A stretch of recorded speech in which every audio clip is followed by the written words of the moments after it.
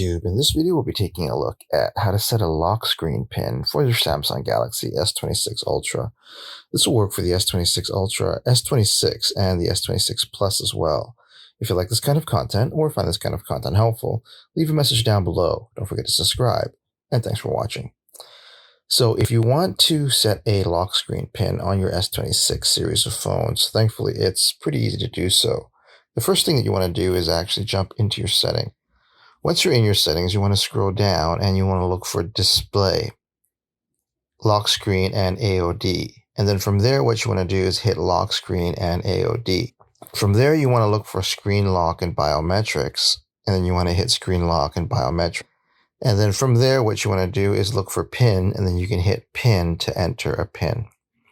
And there you have it, everyone. Just a quick tip on how to set a lock screen pin for your Samsung Galaxy S26 series of phones. If you like this kind of content or find this kind of content helpful, leave a message down below. Don't forget to subscribe, and thanks for watching.